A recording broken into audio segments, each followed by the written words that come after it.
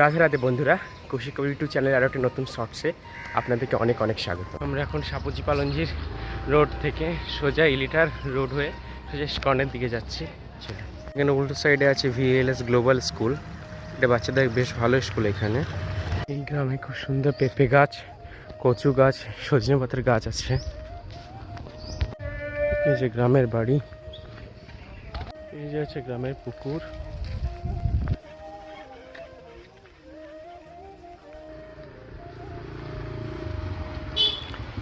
এই যে গ্রামের রাস্তা।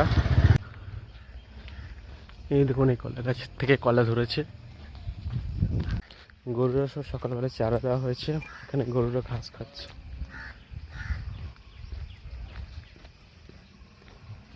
লেবুর গাছ এখানে সুন্দর বাতাবি লেবু ধরেছে। এই যে সুন্দর বাতাবি লেবু ধরেছে গাছে। এলাম কাদা গ্রামের সেই ব্রিজের সামনে, সেই কাঠের ব্রিজ, কাঠের পুল।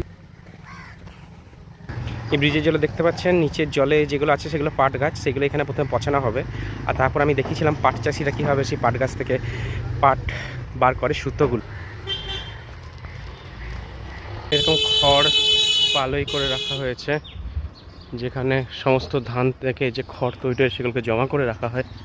আবার কিছু সজনে পাতা তুলে নিয়ে এলাম। এই সজনে পাতার ডাল দিয়ে খেতে খুব সুন্দর লাগে। এই যে দেখতে পাচ্ছেন, এটা খুব সুন্দর কান্দি হয়েছে। এগুলো রাস্তার ধারেই দেখতে পাচ্ছেন সব হয়েছে। এই যে মাঠের ধারে ধারে এই যে গাছ আছে চারিদিকে। আজকে রোদটা অনেকটা বেশি বেড়েছে, আজ অনেকটা রোদ বেড়ে গেছে, তো অনেকটা ঘেমে গেছে, একটা রিটার্নে যেতে হয়। এখানে সজনে পাতার গাছ, নারকেল গাছের প্রচুর চারা যেগুলো বাইরে নিয়ে যাওয়া হয়। এই যে দূরে দেখতে পাচ্ছেন, এগুলো সব পাট শুকাতে দেওয়া হয়েছে, বাড়িতে পাটের সুতো ছাদের ওপর।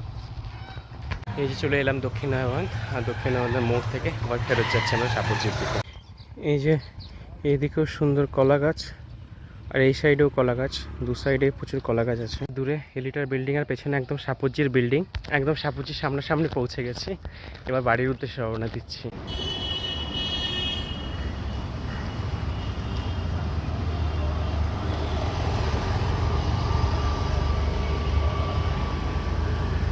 এই হচ্ছে আমার আজকের বডি কন্ডিশন। আমি সাপুজি পালনজি ঢুকে গেছি, আর এবার আমার অফিস আছে। আমি অফিসে বসবো একটু ফ্রেশ হয়ে।